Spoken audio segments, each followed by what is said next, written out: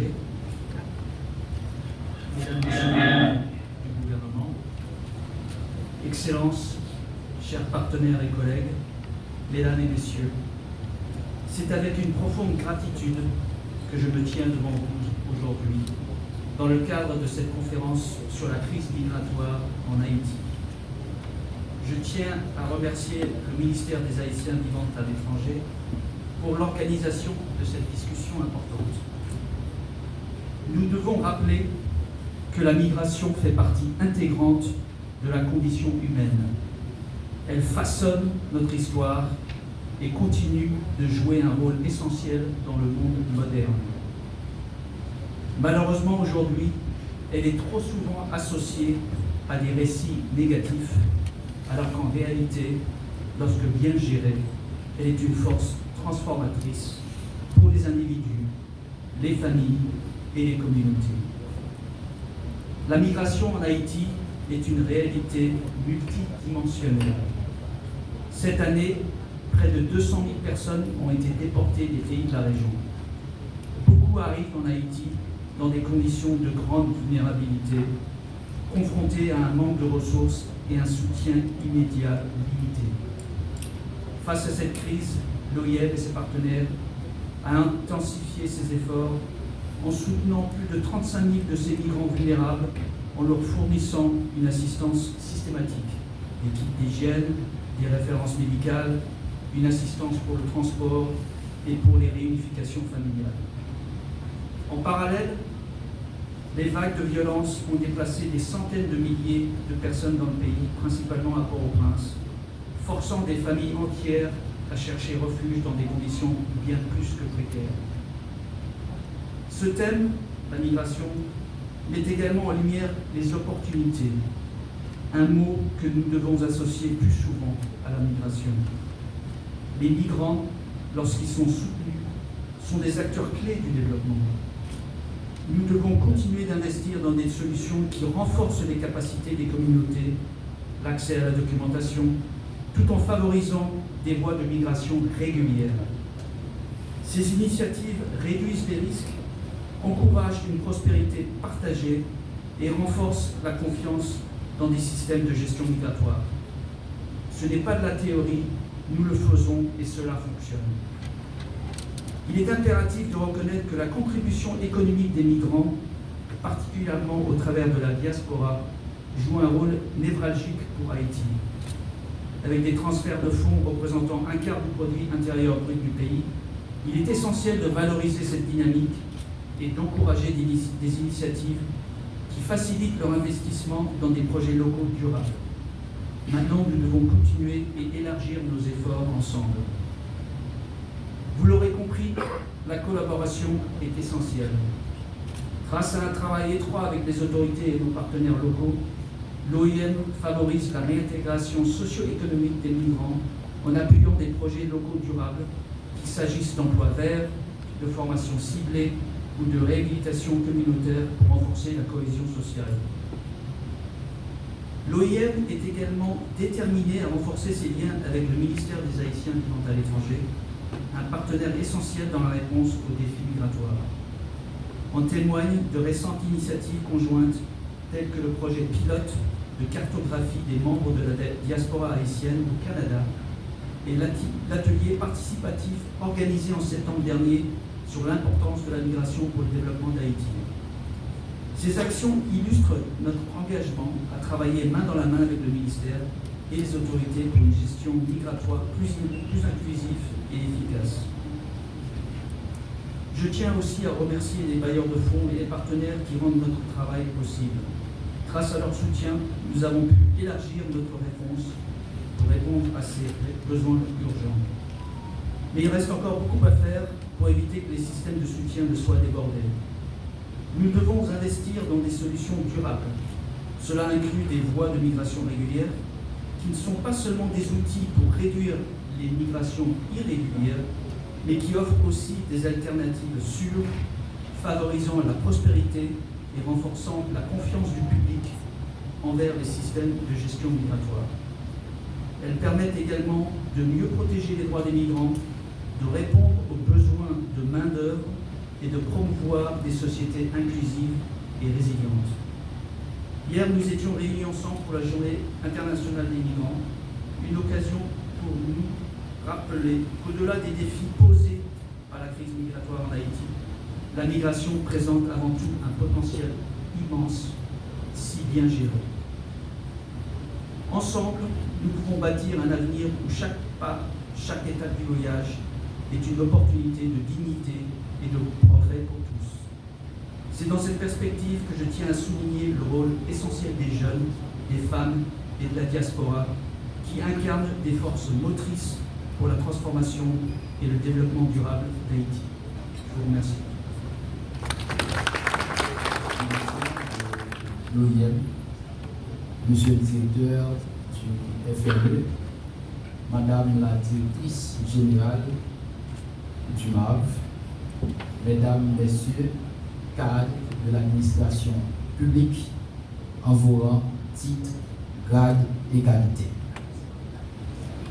Je suis heureux de prendre part à ces activités de clôture de la semaine de la migration qui a culminé hier, 18 décembre, avec la cérémonie officielle de la célébration de la Journée internationale des migrants et des migrantes. Je remercie donc la ministre des Haïtiens vivant à l'étranger, Madame Katia, pour l'invitation qu'elle m'a faite d'intervenir à cette tribune aujourd'hui. Je rappellerai tout de suite que l'ONM, l'Office national de la migration, dont j'ai l'insigne honneur de coordonner, a voulu marquer cette journée internationale des migrantes et migrants en portant le projecteur sur le phénomène migratoire dans son ensemble. 1. Nous avons pu projeter un éclairage équilibré sur le phénomène de la migration et la trame de vie des migrantes et migrants. Nous avons aussi rendu hommage et soutenu les migrantes et migrants dans leur lutte contre les préjugés et pour la valorisation de leur apport dans l'enrichissement et le développement du monde au plan économique, culturel et social, à la fois dans les pays d'accueil et les pays d'origine. Nous avons aussi apporté une contribution dans la défense et la protection des droits des migrantes et migrants, plus particulièrement les rapatriés et les déplacés internes. Et en dernier lieu, nous avons pu profiter de l'occasion pour fixer la responsabilité des différentes parties prenantes dans la prise en charge et l'accompagnement des migrantes et migrants. Pour cela, nous avons organisé 2 bonnes journées de débat et de discussion à travers 7 panels et une vingtaine de panélistes incluant des universitaires, des organisations de la société civile, des partenaires techniques et financiers, des missions diplomatiques de pays accueillant des migrantes et migrants en provenance d'Haïti et les institutions étatiques d'accompagnement et de prise en charge des rapatriés et des déplacés internes. Nous allons donc, dans la suite de cette série d'activités, réaliser une publication de toutes les réflexions produites sous la forme d'un ouvrage. Mais dès la semaine qui s'en vient, seront publiées sur le site de l'ONM d'importantes informations se rapportant à ces débats et à ces discussions. La deuxième chose sur laquelle je voudrais attirer votre attention concerne le dispositif d'accompagnement et de prise en charge des rapatriés et des déplacés internes. À un premier niveau, le niveau opérationnel, nous parlons des éléments du dispositif et les partenariats. À un autre, le niveau stratégique, nous parlons du comité de gestion des déplacés et des déportés, intitulé CGDD, récemment mis en place par le Premier ministre en la personne M. Alix Didier Fizene. De notre côté, nous menons un véritable plaidoyer pour le renforcement de la capacité d'intervention des institutions publiques chargées de la prise en charge de nos migrantes et migrants à l'intérieur du pays.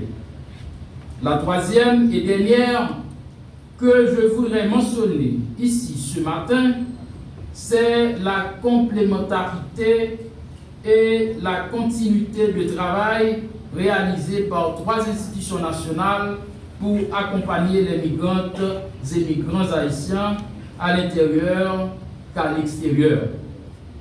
Et nous citons la facilitation du ministère de l'Intérieur et des collectivités territoriales à travers la DIE et la DGPC, les services directs du ministère des Affaires étrangères et des cultes à travers les missions diplomatiques et consulaires d'Haïti à l'extérieur, le ministère des Haïtiens vivant à l'étranger, le MAV, et la facilitation l'accès aux services en Haïti. Et en dernier lieu, l'Office national de la migration pour les migrantes et les migrants à l'intérieur en ce qui a trait à leur accueil et à leur réinsertion.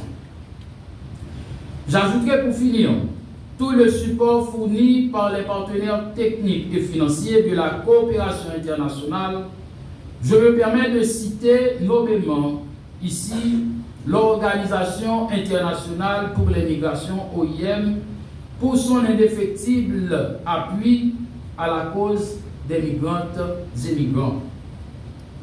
Je termine donc en rappelant la nécessité de créer des conditions d'harmonisation et de cohésion au sein de toute cette belle équipe d'institutions et de partenaires pour une action publique cohérente et efficace, à la fois quantitativement et qualitativement. Nos migrantes et migrants ont besoin de nous, ici et là-bas, pour continuer à s'engager et construire leur projet de vie et rester solidaires de la mère patrie. Merci. Monsieur le directeur général de l'ONM, Monsieur le directeur général du FNE, Monsieur le directeur général de l'UCREF, Monsieur l'ambassadeur Daniel Sublice, Mesdames, Messieurs les invités, chers participants. À l'occasion de la Journée internationale de la migration, nous nous réunissons aujourd'hui pour réfléchir et échanger afin de dresser un tableau, faire une radiographie de la situation migratoire en Haïti. Cette initiative est non seulement nécessaire pour évaluer les précédents efforts et actions, mais aussi pour examiner les réalités migratoires de nos compatriotes et ouvrir un dialogue sur les défis qu'ils rencontrent à travers le monde en ce moment. La migration haïtienne, tout en étant une histoire de courage, de résilience et de recherche de meilleures opportunités, elle reste également marquée par des épisodes de souffrance, de discrimination, de préjugés et d'exclusion. Depuis plusieurs années, des centaines de milliers de nos confrères, frères et sœurs haïtiens sont contraints de quitter leur terre natale pour trouver un avenir plus prometteur ou tout simplement pour se mettre à l'abri de l'insécurité permanente qui les guette à chaque coin de rue. Une fois à destination, si on puisse le dire, ils se trouvent souvent confrontés à des conditions de vie précaires, à des processus de régularisation complexes et à des violations répétées de leurs droits fondamentaux. Chaque migrant porte en lui une histoire d'une rupture, un arrachement volontaire ou contraint, dicté par les forces aveugles de la nécessité. le destin du migrant haïtien est souvent celui d'un être projeté dans l'inconnu, oscillant entre espoir et désillusion, et confronté à un chemin pavé d'obstacles où son humanité est mise à rude épreuve. Les migrations sont une réalité incontournable.